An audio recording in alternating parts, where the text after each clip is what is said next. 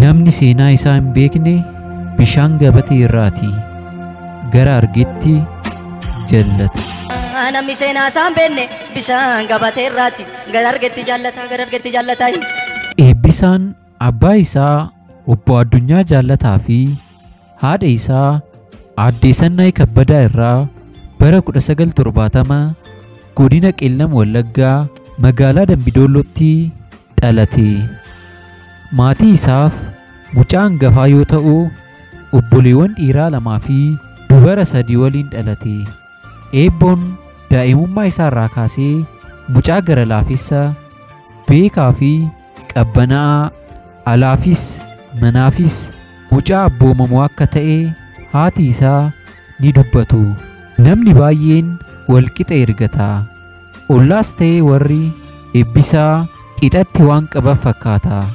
Jaalalaan nama waliin jiraachuu fi saba isaaf jiraachuu ijoollummaa isaatii kaasee kan goonfatee guddatedha. Eebbisaan magaalaa Dambidolloo keessatti hiriyoota isaa waliin taphachaa kan guddate yommuu ta'u, keessattuu tapha kubbaa miilaa daran taphachuu akka jaallatu maatiin isaa ragaa bahu. Bara ijoollummaa isaa haala kanaan haa guddatu malee akkuma umuriin isaa barumsaaf gaheen mana barumsaa sadarkaa tokkoffaa Oliiqaa Dingilitti kutaa tokkoffaa eegale. Qubee gootota Oromoon bocamee abbaa caalaa lakkaa'uun hiriyoota isaa waliin wal dorgommii qubee dubbisuu fi dandeettii barreessuu keessa seenan.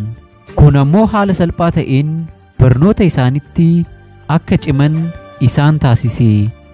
Qubee kanaan immoo namoota barnoota hin baranne walitti qabee barsiisuu eegale. Eebbisaan ilma qaxalee kennaa uumamaa qabuu fi dargaggeessa kabajamaa rakkoo saba isaaf ciisee hin bulledha. Kutaa 1 hanga 8tti achuma mana barumsaa sadarkaa tokkoffaa Oliiqaa Dingilitti baratee ni xumure. Barnoota isaan cimaa waan tureef qabxii gaarii fiduun gara mana barumsaa sadarkaa 2ffaa Qeellamitti darbe.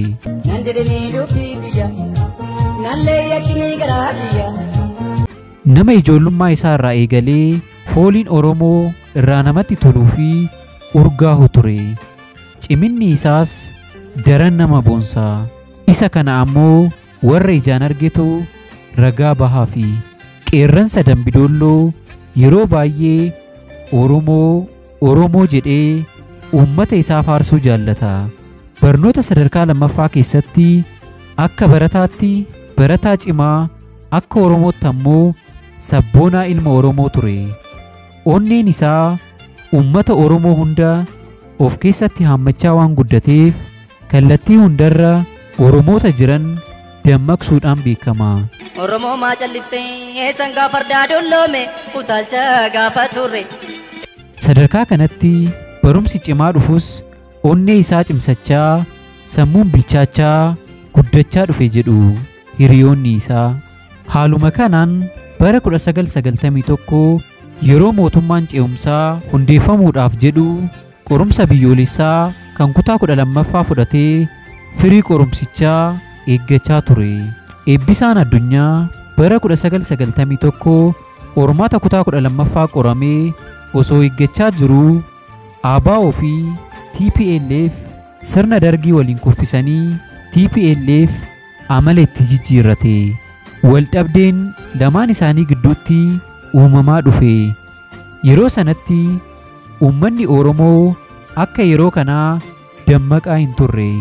Kanuma irraa ka'uun yeroodhuma sana caamsaa 24 bara 1991 addi bilisummaa Oromoo Dambidollootti mooraa waraanaa guddaa dhaabbate. Eebbisaanis firii qormaata isaa osoo eeggachaa jiruu isa dhiisee gara adda bilisummaa Oromoo kan naannoo inni itti dhalatee magaalaa Dambidollootti ni dabalame. Uummata mana guutuu na baa'uun keessaa dhabe wabookoon keessaa dhabe wabookoon keessaa dhabe wabookoon keessaa dhabe.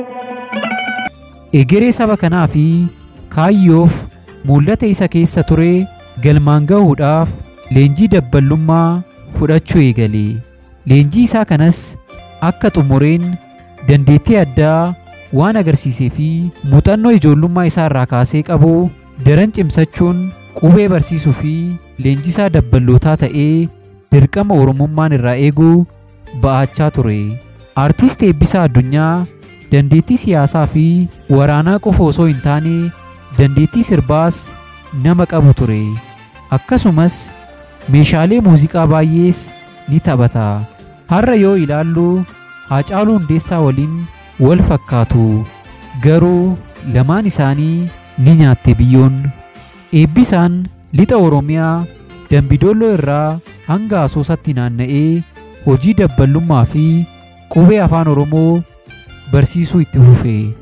Sirnoonni warra mootii kan aangoo dhaala sanyiitiin walitti dabarsaa dhufan uummanni Oromoo akka hin barannee fi saba kana jaarraa tokkoof duubatti hambisuu qabna.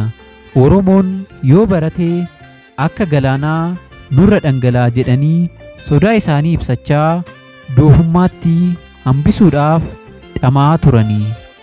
Eebbisaanis yaada isaanii kana dhagaa waan guddateef xiiqiidhaan onnee isaa bobeessee barnoonni saba kana akka barbaachisu hubachuudhaan qubee barsiisee uummata mirga isaa falmatu oomishuudhaaf ni xiyyeeffate.